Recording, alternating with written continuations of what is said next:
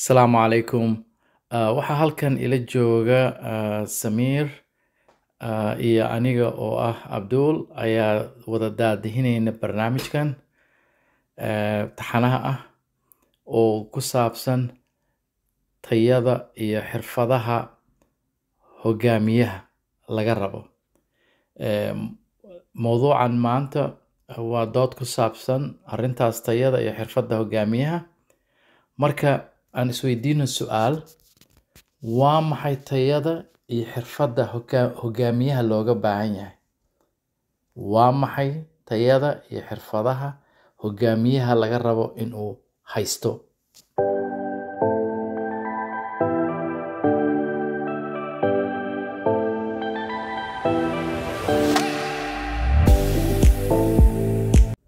Kusoo dhawaada qaybta koowaad ee barnaamijkan.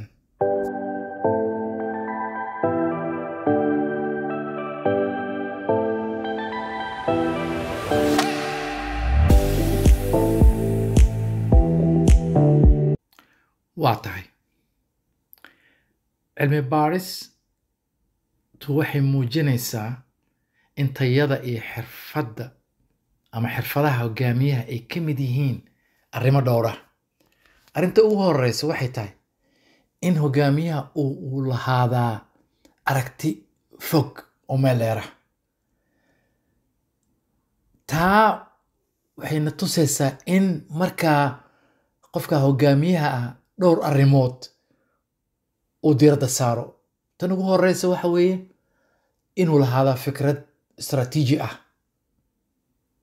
oo uu eegi karo waqtiga fog si loo horumariyo xeeladaha loo baahan yahay mustaqbalka fog.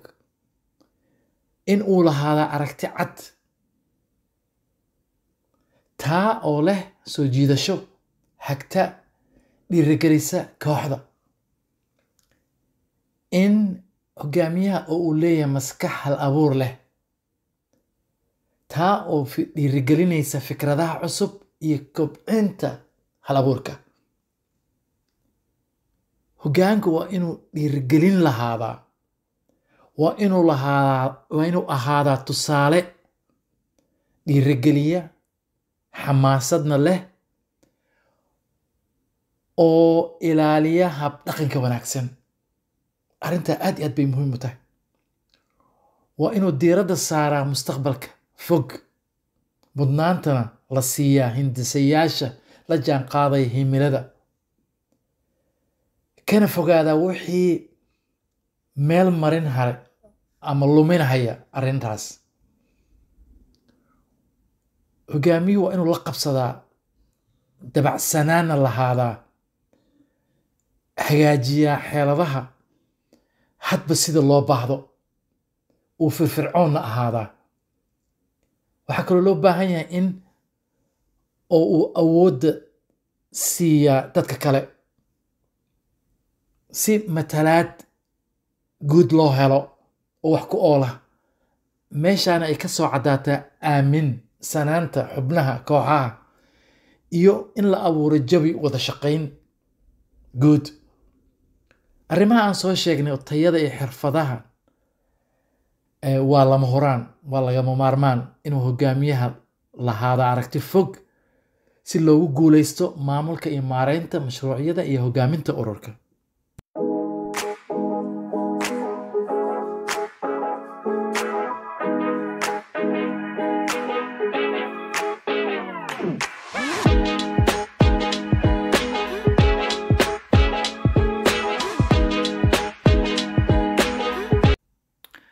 Tan labaad waxay tahay in qofka hogaamiyaha uu noqdo qof yididiilo wanaagsan leh, isla markaana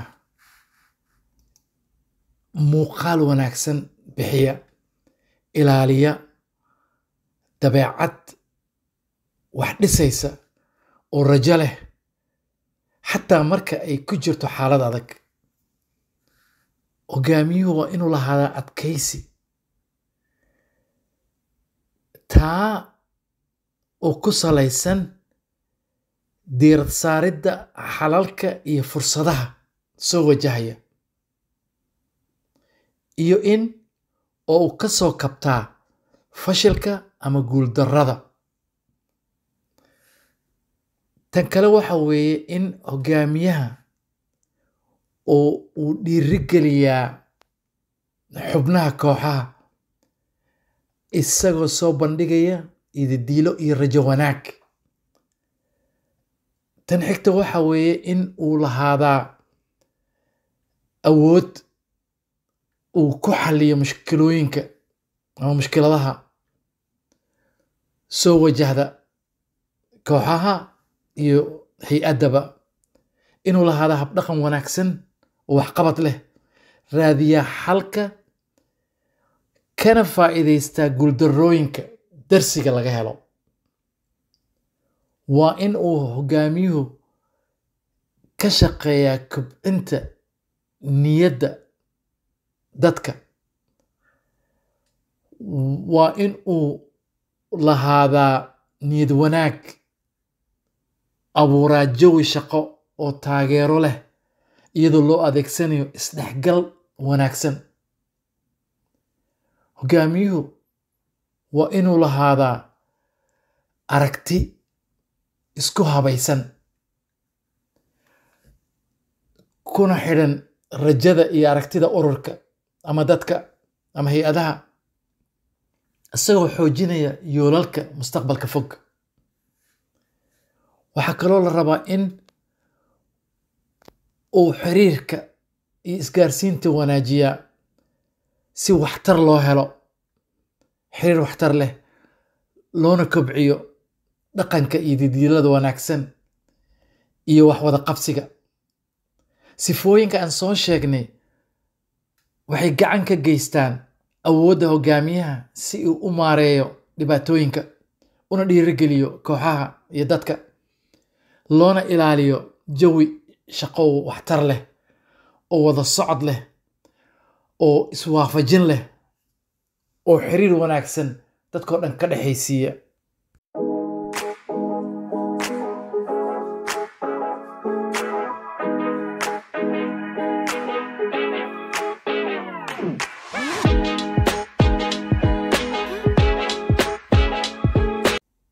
tan saddexaad waxa weeye iskaashi iyo wada shaqayn joogto ah. taana waa arrimaha ku saabsan tayada iyo xirfadda hogaamiyaha inuu lahaada waa asaasi. dhowr arrimood baa iyadana ku hoos jira. waxaa ka mid ah isdhexgalka kooxda. waa in la kobciyaa si isku xidhan oo midaysan oo loo dhiirigeliyaa wada shaqaynta kooxaha iyo hay-adaha. aad iyo aad bay muhiim u tahay. xiriirka isgaarsiinta gudbinta aad iyo aad baa loo baahan yahay si furfuran oo hufan si loo wadaago fikradaha iyo macluumaadka. ixtiraamka iyo ka mid noqoshadu waa arrin aad iyo aad muhiim u ah. in la kala duwanaado fikrad ahaanna waa caafimaad. xushmad waa in la lahaadaa. waa in la hubiyaa in dadkao dhan ay ka qayb galaan, dadka ay khusayso. aad iyo aad baa arrintaa muhiim ay u tahay. waxaa kaloo muhiim ah awoodsiinta xubnaha kooxaha ah oo arrimaha ka shaqaynaya si ay ugu biiraan ama ugu biiriyaan khibradahooda oo ay u gaaraan ama u qaataan lahaanshaha howlaha ku saabsan hay-adaha. xallinta khilaafaadku waa arrin muhiima.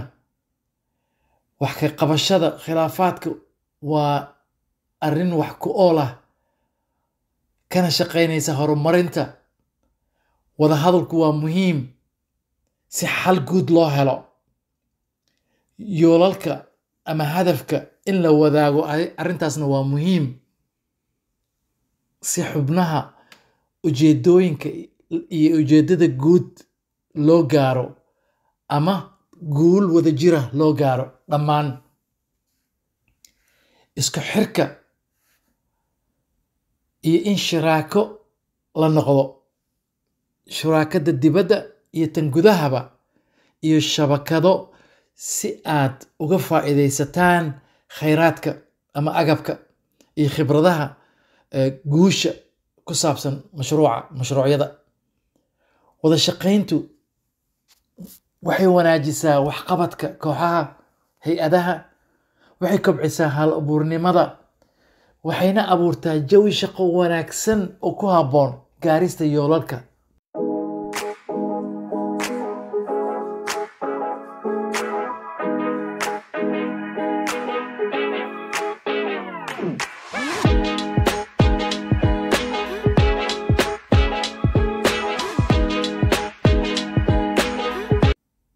arrinta afraad waxay tahay maaraynta xiriirka iyo cilaaqaadka iyo khilaafka la rabo in door hogaamineed lagu dabaqo.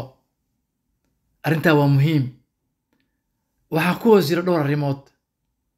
tan hore waxa weeye dhisidda kalsooni, in la dhiso kalsooni ku saabsan kooxaha iyo dadka ay khusayso si daahfuran oo daacadnimo ku jirto.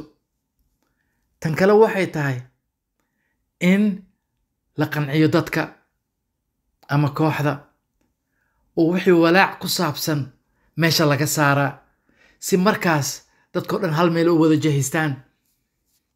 tan ku xigta waxay tahay in la raadiyo is-afgarad ama heshiis laisku raacsan yahay. arrintaa waa aad iyo aad iyo aad bay muhiim u tahay. waxaa kaloo muhiim ah in uu jiro iska dhexgal dadka ah, isku dheelitirka yoolalka tartamaya.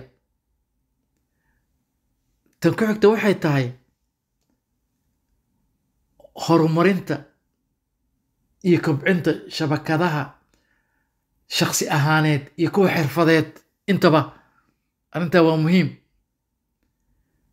iyo in la dhisaa dadka aad iyo aad bay muhiim u tahay. waxaa kaloo xigta arrintaas in uu lahaadaa aragti fog si loo wanaajiyo xiriirka dadka. waxaa kaloo muhiima in hoggaanka ama hogaamiyaha uu lahaadaa aqoon siyaasadeed iyo deganaansho iyo dareen iyo caqli iyo xikmad. waa muhiim.